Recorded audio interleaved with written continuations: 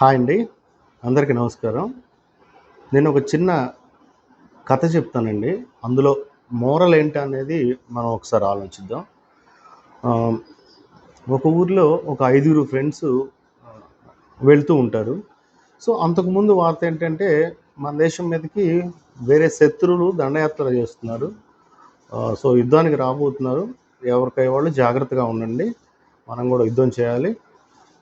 ముసలివాళ్ళు, పిల్లలు ఆత్మరక్షణలో ఉండండి. ఇయన్నీ చెప్పడం జరుగుతది. సో, ఈ ఐదుగురిలో ఒకరేమో వారికి 2 కాళ్ళు లేవు. అంటే కుంటివారనమాట. ఇంకొకరేమో వాళ్ళకి వినపడదు. అంటే చెవుడు. ఇంకొకళ్ళేమో గుడ్డివాళ్ళు. ఆహ్, ఇంకొకరేమో 2 చేతులు కోల్పోయినటువంటి వ్యక్తి. ఇంకా ఐదో వ్యక్తి వచ్చేసి తనకు ఎటువంటి ఒంటి మీద ఒక చిన్న డ్రాయర్ మాత్రమే ఉంటుంది. అంటే చాలా పేదవాడు ఆ వ్యక్తి.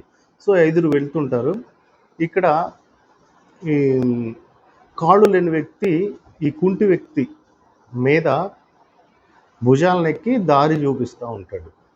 సో, ఇలా వెళ్తున్నప్పుడు ఫస్టు ఈ చెవిటి వ్యక్తి మాట్లాడతాడు. ఎక్కడి నుంచో గుర్రం సౌండ్ వినిపిస్తా ఉంది. సో, శత్రువులు మనకు దగ్గరలోకొచ్చేసారు. మనం చాలా జాగ్రత్తగా ఉండాలని ఈ నలుగురికి ఆ మెసేజ్ చెప్తారు. ఆ తర్వాత ఈ కాళ్ళు లేని వ్యక్తి పరిగెత్తి వాళ్ళ సంగతి తేలుద్దాం అని కుంటి వ్యక్తి అంటాడు. ఆ తర్వాత ఆహ్, 2 చేతులు లేని వ్యక్తి కూడా అంటాడు. వాళ్ళని ఒంటి చేత్తో ఆపేద్దాం అని చెప్పేసి అతను కూడా అనటం జరుగుతుంది. ఆ తర్వాత ఈ వీళ్ళంతా మాట్లాడిన తర్వాత ఈ గుడ్డి వ్యక్తి అతను కూడా చెప్తాడు. అదిగో కనపడుతున్నారు, అదిగో వస్తున్నారు. వస్తున్నారు, అదిగో క్లియర్‌గా అర్థమవుతుంది. అటు తూర్పు దిక్కు నుంచి వస్తున్నారని అతను కూడా మాట కలుపుతాడు. ఇక ఆఖరిగా ఐదో వ్యక్తి ఒక డ్రాయర్ మాత్రమే ఉన్న వ్యక్తి పేదవాడు. ఆయనేమంటాడు, "అరే ఏదో ఒకటి తొందరగా తేల్చండి. ఆ శత్రువులు వచ్చి మన మీద పడితే, మన ఆస్తిపాస్తులు దోచుకుంటే మనం ఏం చేయలేము. మీరేదో ఒక నిర్ణయం చెప్పండి" అని చెప్పేసి అతను అంటాడు. ఇదండి కథ. ఇక్కడ ఈ ఐదుగురిలో ఏ వ్యక్తి కూడా నిజం మాట్లాడలేదు. సత్యం మాట్లాడలేదు. కుంటి వ్యక్తి ఏం చెప్తాడండి, పరిగెత్తి వాళ్ళ సంగతి చూద్దాం అంటాడు. తను నడవగలడా? పరిగెత్తగలడా? జరిగే పనేనా? పుట్టు చెవుడు ఉన్న వ్యక్తి, అదిగో నాకు శబ్దం వినపడతా ఉంది, శత్రు సైన్యం వస్తుంది అని అతను చెప్తాడు. 2 చేతులు లేని వ్యక్తి ఏం చెప్తాడు, ఒంటి చేత్తో వాళ్ళని తరిమి కొడదాం, వాళ్ళని అడ్డుకుందాం అని అంటాడు. ఇక్కడ ఆలోచిస్తే ఏ ఒక్కరు కూడా నిజం చెప్పలా. చివరికి ఈ పేదవాడైన అతను కూడా ఏమన్నాడు, నా ఆస్తిపాస్తులు ఏమవుతాయో వాళ్ళు వచ్చి ధ్వంసం చేస్తారు అని చెప్పేసి అతను కూడా లేని ఆస్తిని, తన పేదరికాన్ని కూడా అబద్ధంగానే మాట్లాడతాడు. ఇక్కడ ఇవాళ రాష్ట్ర పరిస్థితి చూసుకుంటే 13వ తారీఖు ఎలక్షన్ అయిపోయింది.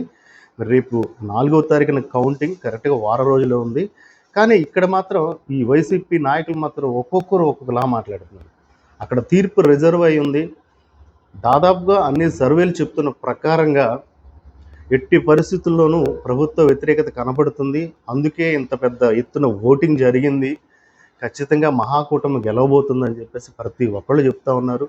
ముఖ్యంగా ఉద్యోగస్తుల ఓట్లు కూడా ఇంతగా పోలయ్యాయి కాబట్టి, పోస్టల్ బ్యాలెట్స్ కూడా ఇంతగా అయ్యాయి కాబట్టి ఖచ్చితంగా ప్రభుత్వం మారుతుందని అందరూ చెప్తుంటే, వీళ్ళు కావాలని ఎవరెవరైతే ఈరోజు ఈ పేర్ని నాని గారు నిన్న మాట్లాడారు. ఎక్కడెక్కడైతే అధికారులు వాళ్ళ సంగతి మేము తేలుస్తాం, 4వ తారీఖు అధికారుల లెక్క మేము చూస్తామని ఆయన అంటాం. సజ్జల రామకృష్ణారెడ్డి గారేమో ఇంతమంది మహిళలు వచ్చి ఓట్లేశారంటే సంక్షేమ పథకాలు నచ్చి, మా బటన్ నొక్కుడు విధానం, జగన్ గారి బటన్ నొక్కుడు విధానం నచ్చి వీళ్ళు ఓట్లేశారని చెప్పేసి మాట్లాడడం. ఇంకొంతమంది ఏమో ఆల్రెడీ 9వ తారీఖున వైజాగ్‌లో ప్రమాణ స్వీకారం చేయబోతున్నాం. అక్కడ అన్ని లాడ్జులన్నీ కూడా బుక్ అయిపోయాయి అని వాళ్ళు మాట్లాడడం. ఇంకొంతమంది ఏమో ఆల్రెడీ ట్రావెల్స్ బస్సుల్లో ఉన్నదానికంటే డబుల్ రెట్లతో, అంటే రెట్టింపు ధరతో ట్రావెల్స్ కూడా బుక్ అయిపోయాయి. బస్సులు కూడా వైజాగ్ వెళ్ళడానికి ఖాళీలు లేవు. ఇలా లేనిపోని రకరకాల అబద్ధాలు ఈ నాయకులందరూ, విజయసాయిరెడ్డి కానీ, సజ్జల రామకృష్ణారెడ్డి కానీ, పెద్దింటి ఈ రకంగా అందరూ మాట్లాడుతున్నారు. ఇది ఈ కథ వీళ్ళు ప్రస్తుతం చేస్తున్న వాళ్ళు మాట్లాడే విధానానికి కానీ, వాళ్ళ ప్రవర్తనకు కానీ అద్దం పడుతుంది. ఇది మాత్రం గ్యారంటీ. ఈ కథ నేను చెప్పినందుకు, ఈ కథని మన ప్రభుత్వంతో, వైసీపీ నాయకులతో అనుసంధానించి మాట్లాడాను. ఇది కేవలం ఒక చిన్న కథగానే అనుకోవాల్సిందిగా మనస్ఫూర్తిగా కోరుకుంటున్నాను. నమస్కారం.